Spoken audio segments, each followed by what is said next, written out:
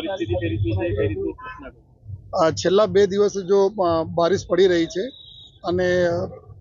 આપ જોઈ શકો છો લગભગ સિઝનના 40% જેટલા બારિશ જો 2 દિવસમાં થઈ ગઈ। આ પ્રકારના જો મુસળધાર બારિશ જ્યારે સુરત શહેરમાં થઈ જોઈએ અને એના લઈને જો અમારા અમુક વિસ્તારો હતા જ્યાં પાણી ભરાય, જેમાં ખાસ કરીને જો સરથાણા વિસ્તારમાં, વરાછા વિસ્તારમાં, સારોલી વિસ્તારમાં જો અને દર વખતે જો હેમાદ જો સણિયા હેમાદ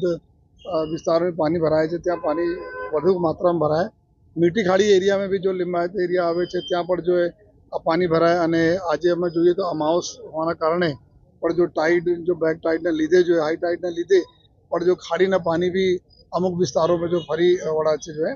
તો એના ધ્યાનમાં લઈને જો લો લાઈંગ એરિયા હતા એના પોલીસ અને કોર્પોરેશન તંત્ર જો સાથે મળીને જેટલા લોકો રેસ્ક્યુ કરવાના હતા રેસ્ક્યુ થયા જો અને અત્યારે આ પરિસ્થિતિને તાગ અમે લોકો કંટ્રોલ રૂમમાં લઈને જો પછી જ્યાં કન્સર્ન ફિલ્ડ યુનિટ અમે લોકો કન્ટિન્યુઅસ જો જાણ કરતા રહીએ છીએ। ટ્રાફિકની વ્યવસ્થાને બી લઈને અમુક જો અમારા રોડ રસ્તાઓ બંધ થયા પાણી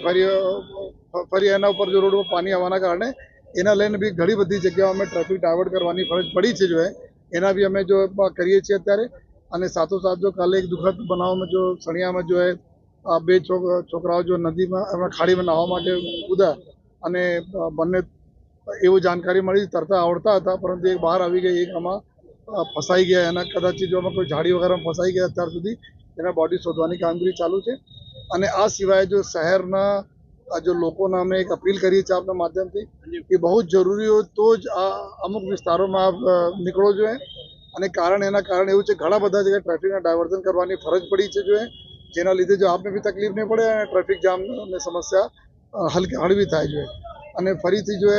આવનાર 2 દિવસ ઓર જો વધારે બારિશના આગાહી છે એના ધ્યાનમાં રાખીને અમુક જો